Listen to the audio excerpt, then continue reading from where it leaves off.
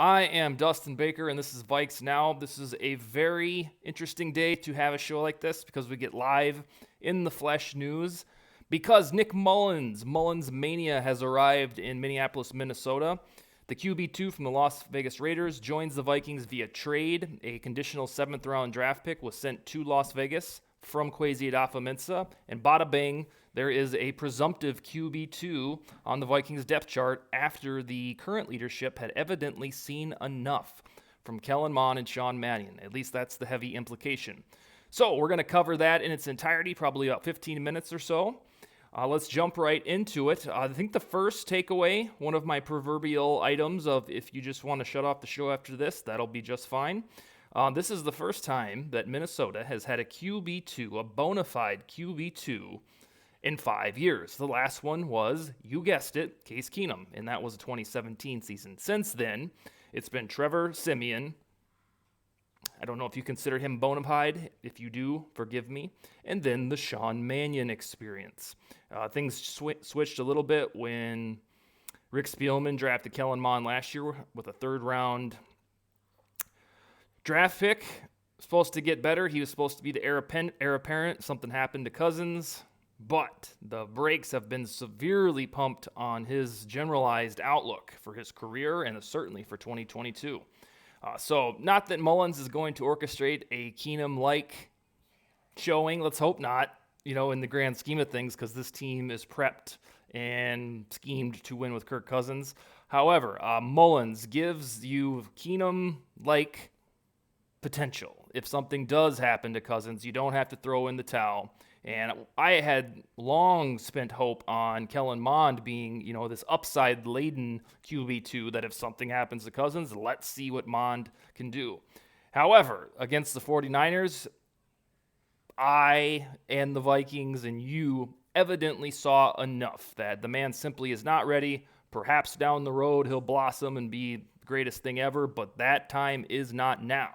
And accordingly, if you felt that way after the Niners game this weekend, so did the Vikings front office, because the QB2 trade screams, practicality. They're going to fix this.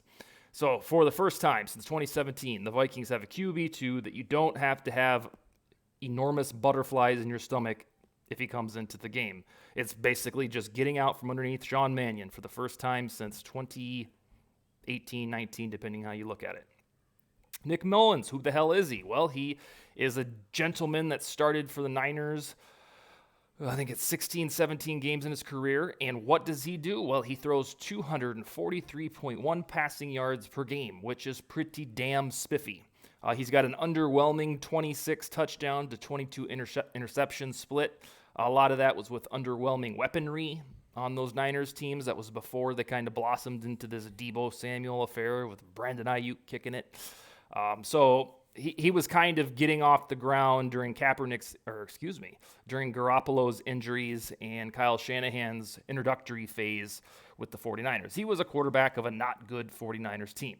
Then he bounced around and he ended up with the Browns last year. I think he started a game. He spent the summer with the Eagles last year before they released him because they already had Minshew and whoever else they got. I can't remember.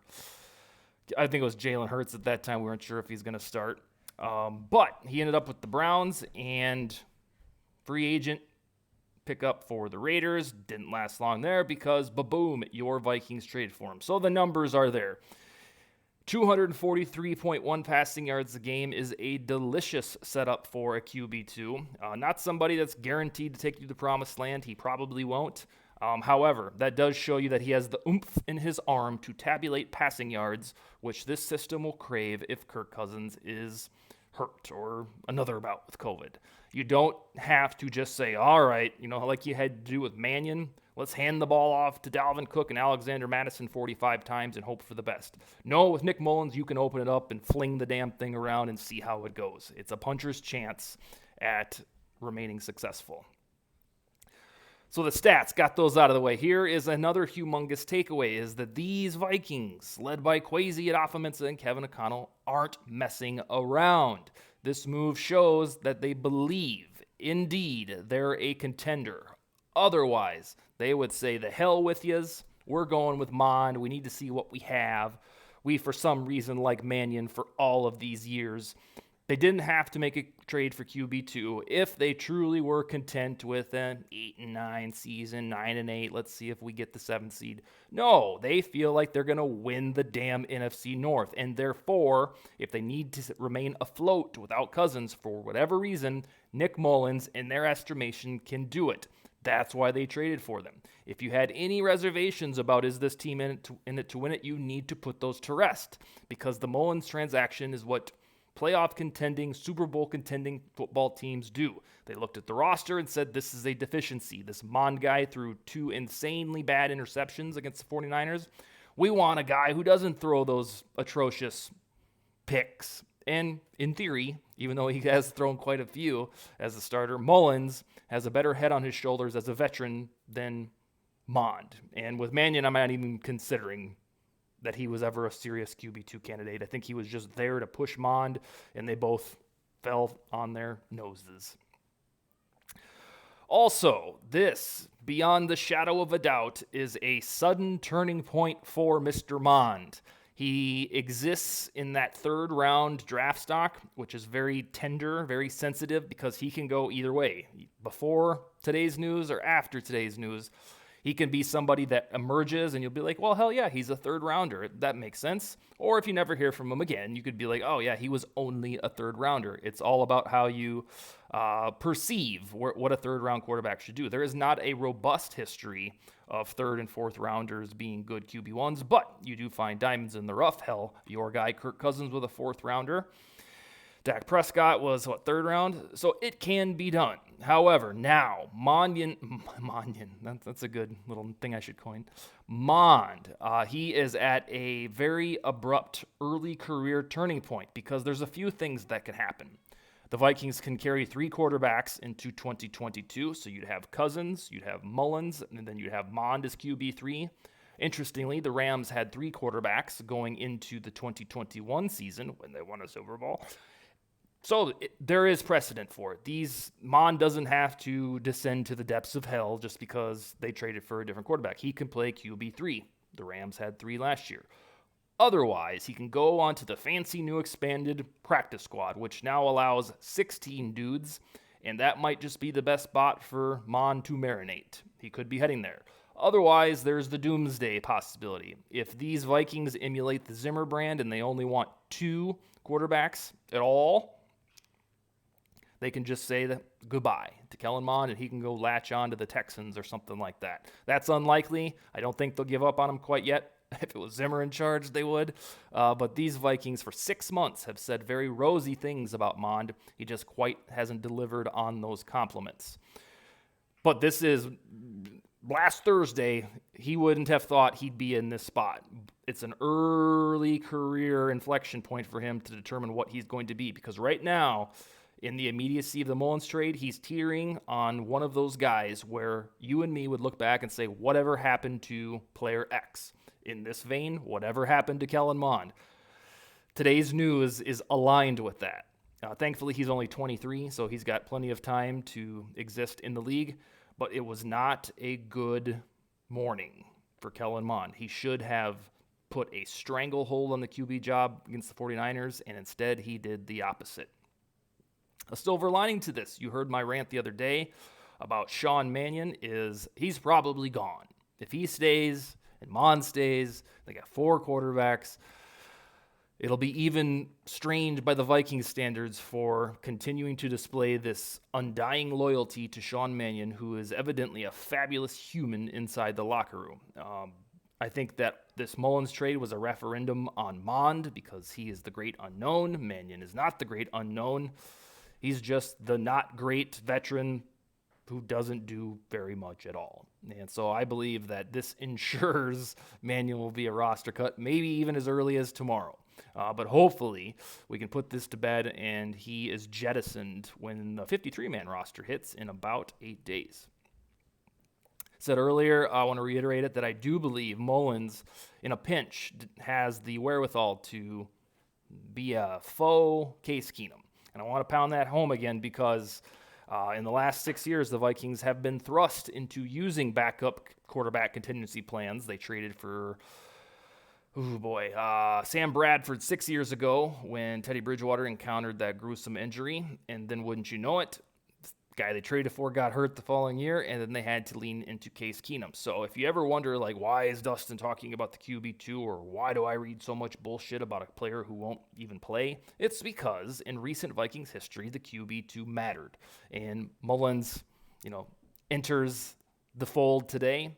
So perhaps this will be the year when Kirk Cousins finally gets hampered by something, and then you would get Mullens instead of a mysterious Mond or underwhelming Mannion.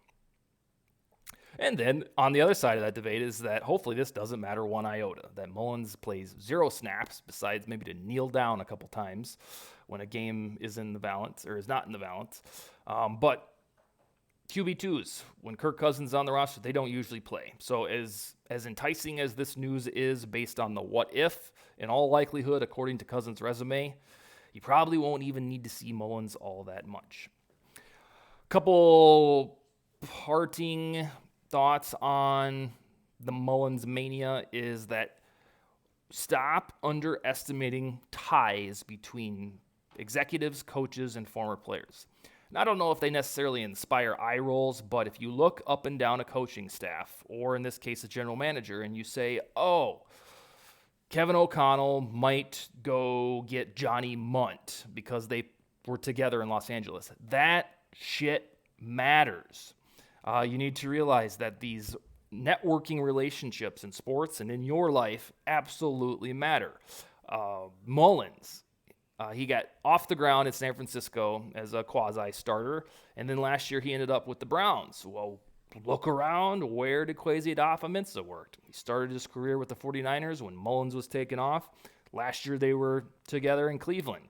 Now they're together in Minnesota. So always when you're starting to theorize, who are they going to get, who are they going to draft, who are they going to trade for, free agency, which guys can they get, always start to look around at the general manager's guys.